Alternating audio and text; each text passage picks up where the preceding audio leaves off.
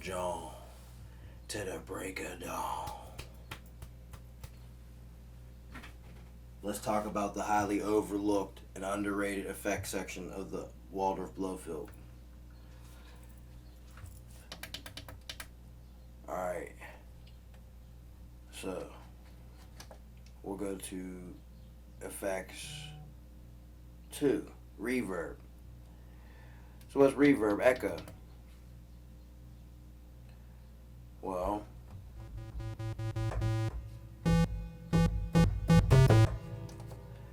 how's reverb work? The more you add in mix, the more you color the signal with reverb. When they say size, you're going by feet. If you set it to 12, that's 1 foot. Like a cubicle. The 24 is 2. 36 is 3. And so on. The shape of the room is going to go from, real shapes, from circular to triangular. There's triangle tops to houses. Some buildings have round tops, domes, and then some have square. And some are kind of slanted, like saw waves, which would therefore become like a triangle again. That is what that would signify. Listen to the reverb.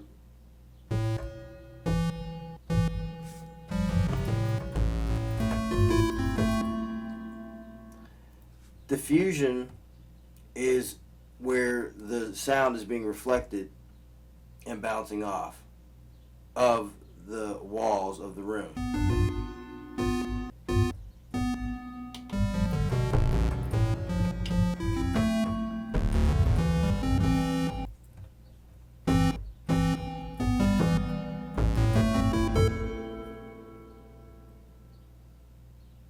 Let's increase the size. Now listen.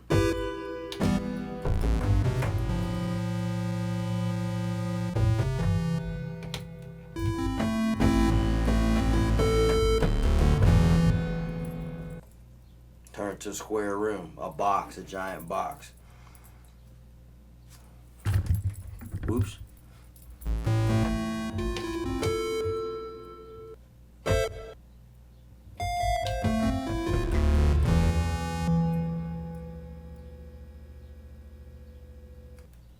If you high pass, it's going to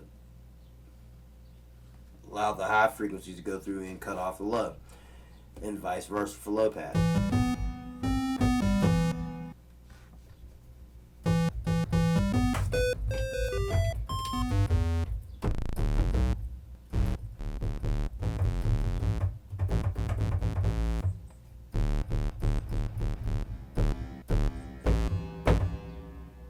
See? That's how that works. You hear the low pass reflection. And then the high.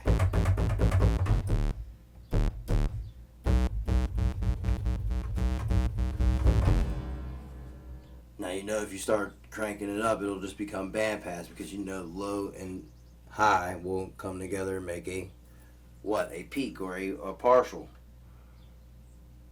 Or a notch. Not a notch, but because a notch is inverted. It's going to go up, so it's going to make a peak.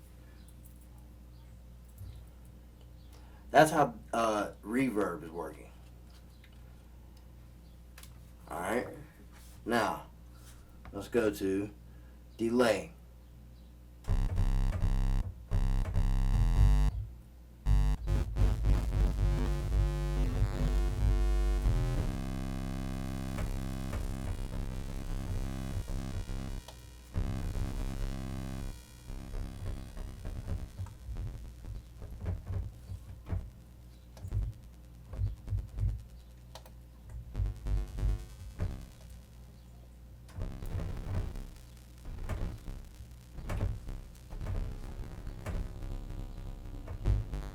Spread is your stereo spread. Length is how long it's gonna keep going, keep delaying, triggering.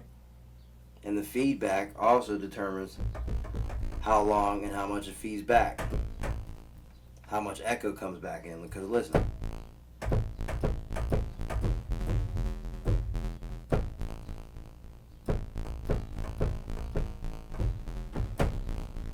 Positive and negative polarity is going to mess with compression or refaction.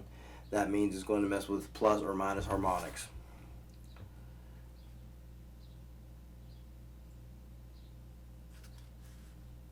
Stereo spread. You're going to go plus or minus. That's what that does. This is a pretty boring tape. I'm pretty sure you guys are like, whoa, this is boring.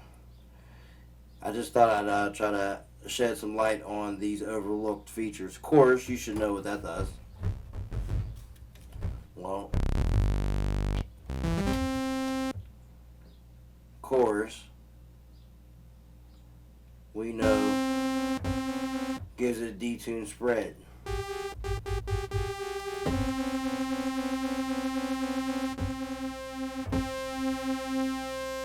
How fast is it spreading? Is the speed. Basically like an LFO.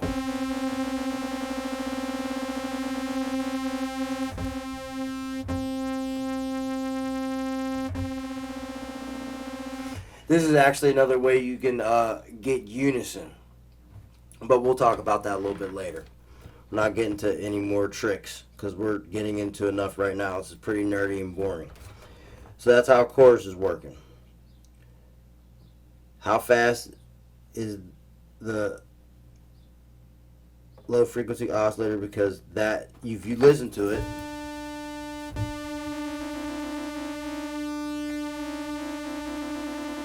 how fast is the how fast is it going between the harmonics? And the depth, how much, how pronounced is it?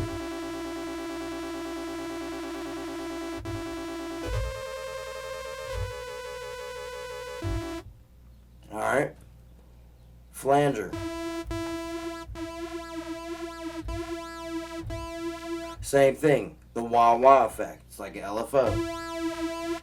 How fast does it go? How deep? How pronounced?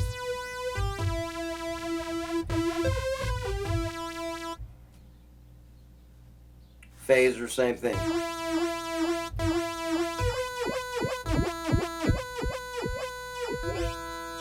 If you listen to it, it's just an LFO. Alright. Triple effects or overdrive. You know what overdrive is. Overdrive is just another type of drive. And then you're tapping back into the overall curve. Drive curve. That's all you're doing with overdrive. Triple effects.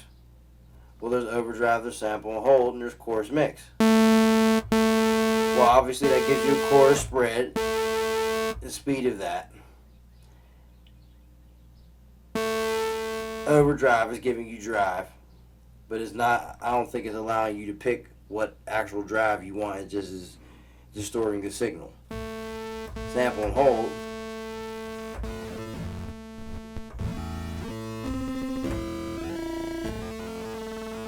That's how you get into some glitch work and or low fidelity.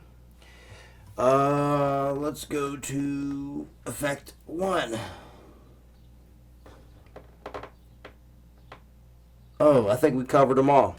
Okay, we'll wrap that one up. I'll catch you on the flip. I hope you enjoyed. I think Buddha needs to take a break.